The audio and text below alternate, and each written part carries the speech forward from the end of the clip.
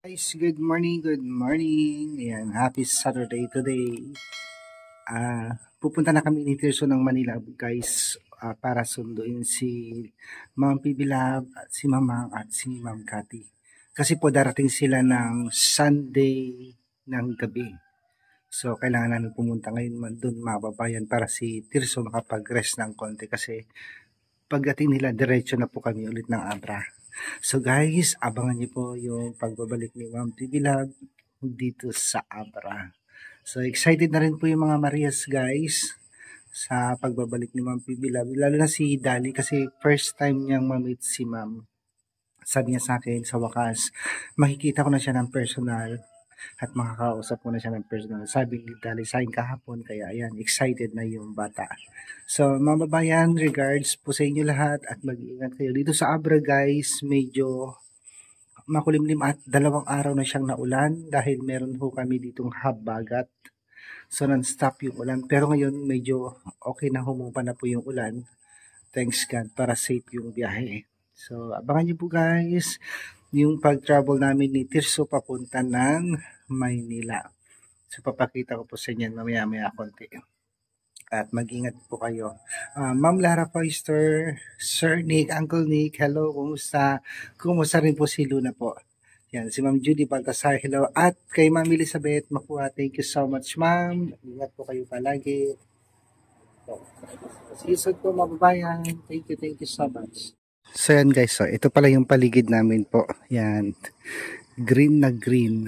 Yan, kasi po madalas na yung pag-uulan dito sa Abra. Ayan, medyo maaga yung pag-uulan niya. Dati kasi po guys, inaabot ito ng halos kalahati ng buwan ng June bago siya umulan. Pero ngayon, medyo maaga-aga siya ng konti. Ayan, maliwalas. Yung kalangitan medyo maulap. Pero okay lang yan.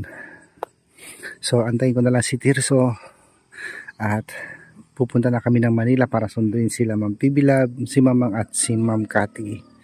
Yan. Ito pala yung tinataniman ko ng palay guys. Ito. Medyo ano siya. Makapal na rin yung damo. Yan. Pero ano, traktor naman to eh. Pag na-traktor yan, lahat ng mga damo namamatay din. Dito rin sa kabila, meron din akong tinataniman dito guys. May kabilaan kasi po ito. So yan. Abangan nyo guys. Sige po.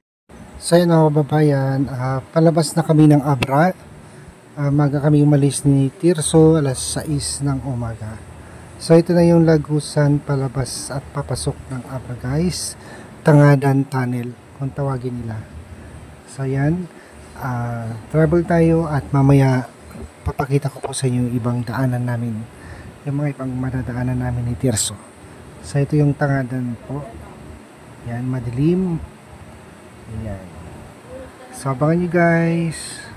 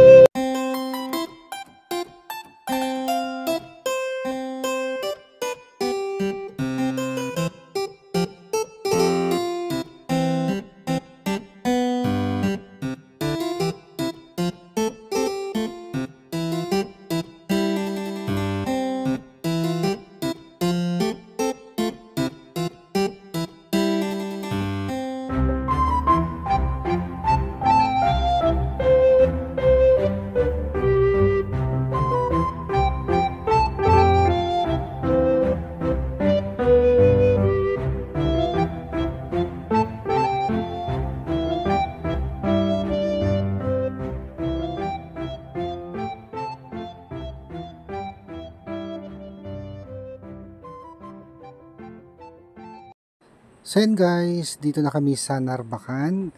At ito nga po, dumaan kami dito sa may canteen kung saan may nagtitinda ng sinanglaw. Sabi ko kasi kay Tirso, daan tayo doon. Kasi minsan nung nagpunta kami ulit ng Maynila ay dumaan kami dito at ayan, masarap yung kanilang sinanglaw. So nag-order na ako. Ang in-order ko dito yung may mga sebo, ayan, at yung bituka. So ayan guys, sinanglaw. Masarap yan, dito yan sa Narbacan City.